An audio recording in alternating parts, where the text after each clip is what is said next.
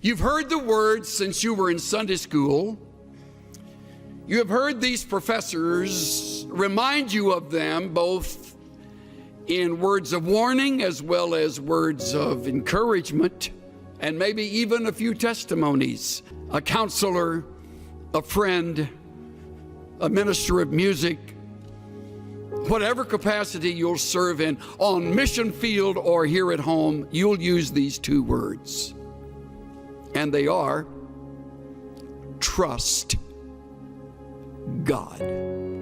Two single-syllable words that you have heard forever, but you will discover as time passes how difficult they are to obey.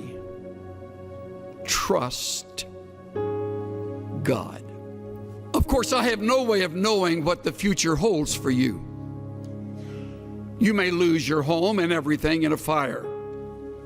You may lose your spouse to an early disease, detected but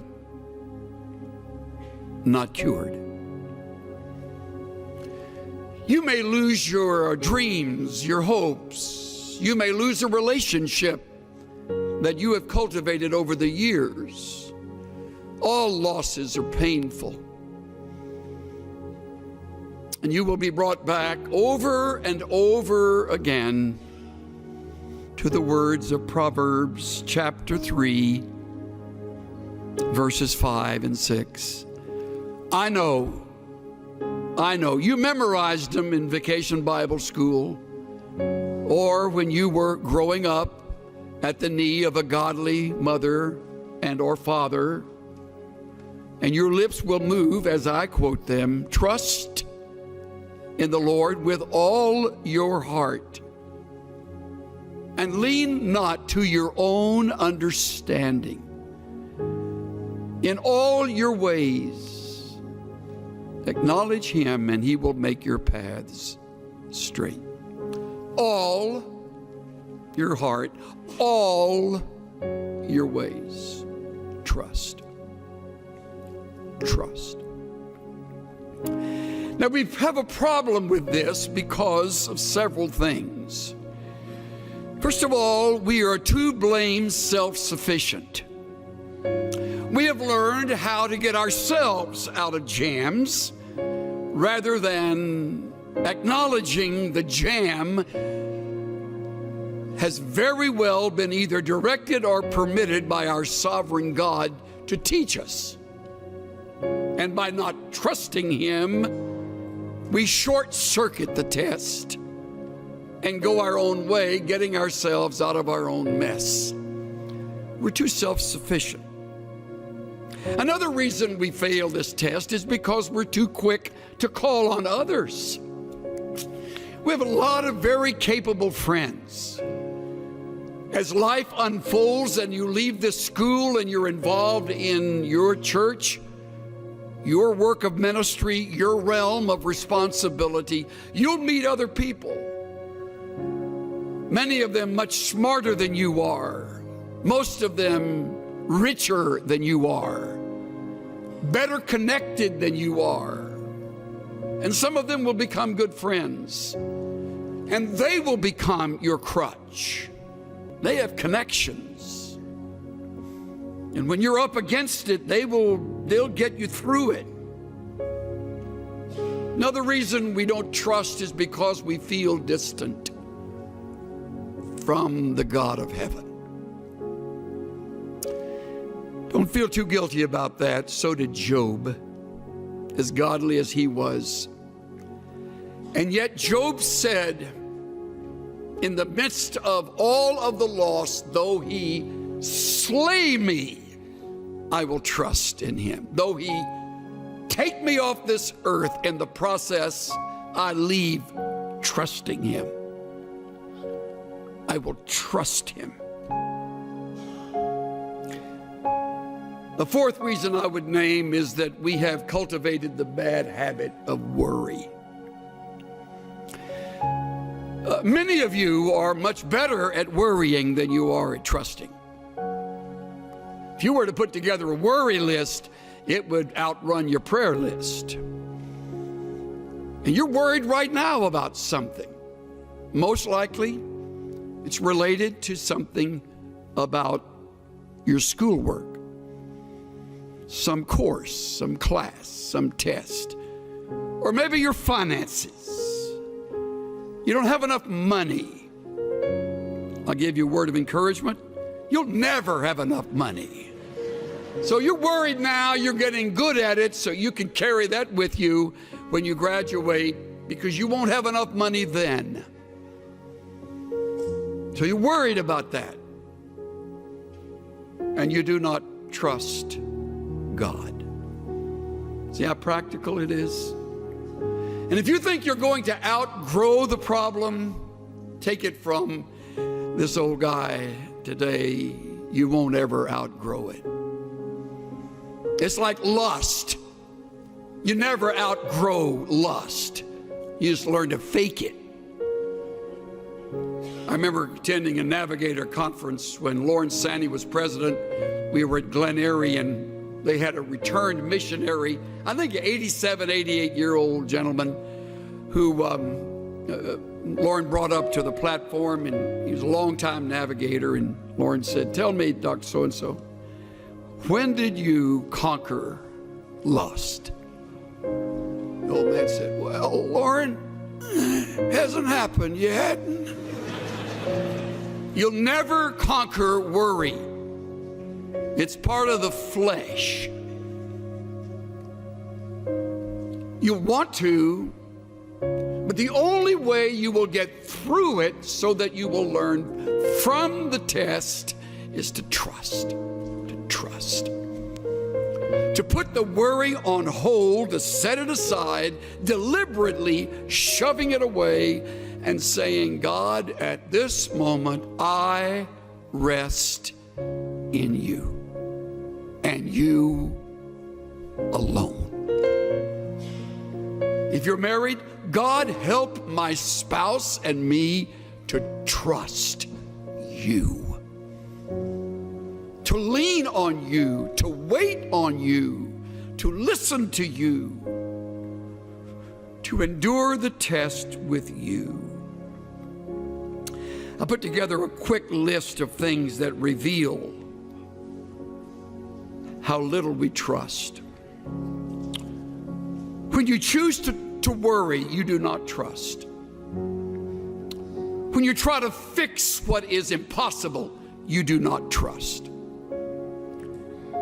When you hurry ahead and don't wait for the Lord to move and to change, you do not trust.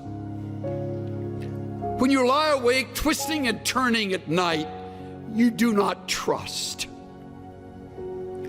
When you doubt biblical principles and promises that are right here in the book you love and study, you do not trust. When you turn to others first for help, you do not trust. When you listen to human counsel and give a higher priority to that than the principles you have just learned, you do not trust. When you manipulate and maneuver situations, you do not trust.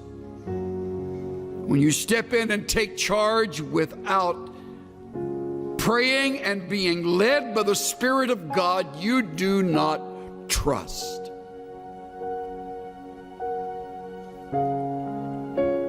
When you cling to others in order to feel secure and needed and loved, you do not trust. The list goes on and on. See how easy it is to live in the flesh, how easy it is to disobey. Trust in the Lord with all your heart. Wouldn't it be a great project over the Christmas season this year to think through ways that you can begin to trust God regardless? Hopefully it'll be a project that you and a good friend or you and your mate can enter together. What is it we do that keep us from trusting God? And how can we break that habit? and watch God break through in ways that we would never have expected. Cynthia and I have a longtime friend who was raised with 4 brothers in southwest Texas. They were raised on a very poor ranch. They eked out a living. One of the brothers wound up getting into Baylor, going on to UCLA Law School, and earning his degree in law, and has since become a very fine attorney in the Southern California area. We've been friends since the mid-1970s. One of his 4 brothers stayed at the ranch and developed it, cultivated it. The other brothers moved away, as did our friend. And the one who stayed, along with his wife, really turned the ranch into something much more successful. Grew crops that worked, got cattle, bred them, sold them. Little by little, kind of got on their feet and finally became pretty much financially stable. Then the fires of 2011 across Texas swept through their area, and they came to that ranch. By now they knew they would lose all the cattle. They simply opened the gate, and amazingly, those animals know where to go, usually know where to go to find shelter and safety. And they fled, hundreds of them. And they barely left, unable to get anything, much of anything in their pickup, and they drove away. Came back a number of days later when allowed to enter this territory, and everything was melted. Everything. Even the metal roof on the shed, on the barn, had melted down and sort of peeled its way over, and what it landed on, it kind of was that metal profile. As everything is lost, all possessions, all pictures, thankfully no lives. Strangely, the cattle got back and were clustered around in a herd around an enormous oak tree, and they were able to get them back. Of course, the fence had burned, so that has to be rebuilt. And they said to one another, we realized at that moment our faith would either kick into action or we would move far away from the God we had loved and served. They chose the former. They determined they would rebuild. They're in the process right now. Living with a brother, putting house and home back together, having lost it all. And the Lord taught me through my shameful response, He'll win this battle. Trust Him. Trust me. Trust God. Just to rest upon His promises. Just to know, thus saith the Lord.